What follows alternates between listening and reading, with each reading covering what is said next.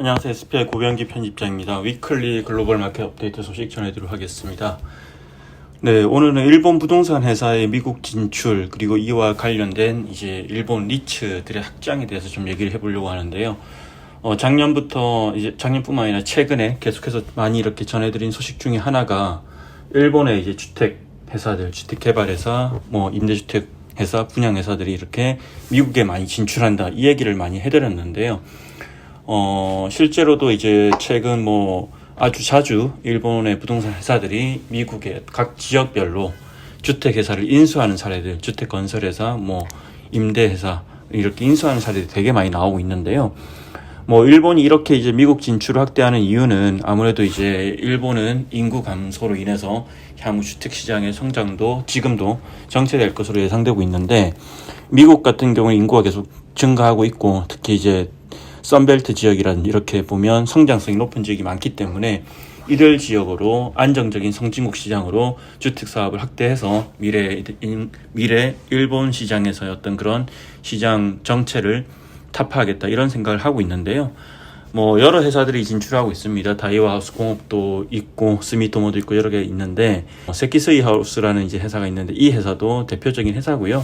세키스이 하우스 같은 경우에는 이제 올해 초에 미국의 단독 주택 회사인 NDC 홀딩스를 약 49억 달러에 이렇게 인수하기도 했는데요.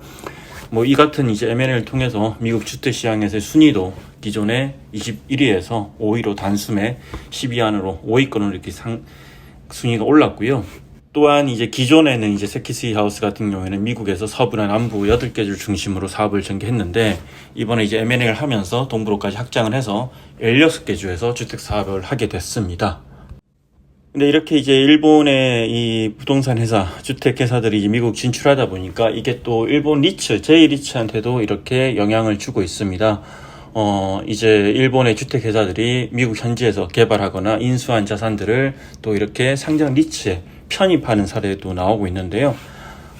최근에 이제 보면 세키스이 하우스 리츠, 이 세키스이 하우스 리츠라고 또 있습니다. 이게 이제 일본 도쿄 증권거래에 상장되어 있고, 스폰서가 이름에서 알 수 있듯이 세키스이 하우스인데, 이 세키스이 하우스가 이제 미국 시애틀, 그러니까 스폰서인 세키스이 하우스가 미국 시애틀에서 개발한 고급 주거 시설을 이렇게 인수한다고 발표를 했는데, 인수해서 세키스이 하우스 리츠에 넘기는 거죠.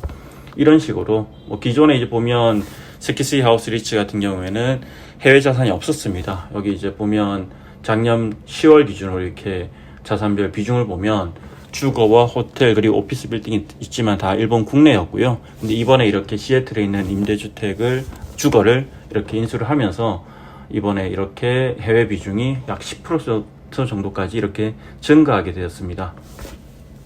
상당히 재밌는 사례라고 생각이 듭니다. 사실은 이제 한국 같은 경우에는 이 최근에 해외 부동산 투자에서 많이 이제 얘기가 나오고 있죠. 여러 가지 문제가 일어나고 있고, 최근 이제 트리아논이라고 독일의 이제 대형 오피스 빌딩을 기초로 하는 공모펀드도 EOD가 났는데, 이제 우리나라의 해외 부동산 투자 방식과 현지 경쟁력, 이런 거에 대한 얘기들이 많이 나오고 있는데, 일본 같은 경우에는 이런 회사들이 현지 업체를 인수하는 방식으로 많이 진출을 합니다. 아무래도 이 현지에 대한 이해도와 또 부동산은 상당히 로컬 비즈니스적인 측면이 강하기 때문에 그런 점을 보완하기 위해서 많이 인수를 하고, 그렇게 해서 이제 상당히 이제 미국 주택 시장에서도 세키스이 하우스 같은 회사들은 다이와 하우스 공업도 마찬가지고요. 상당히 영향을 커졌는데, 그리고 그들이 자산을 이렇게 계속 인수하고 개발하다 보니까 결국 또 이것도 유동화를 해야 또 캐피탈을 효율적으로 쓸 수 있는 건데, 또 이걸 이제 일본에 상장되어 있는 세키스이 하우스 리츠 같은 데 넘기면서 또 일본의 상장 리츠들이 자연스럽게 외연을 또 이렇게 해외로까지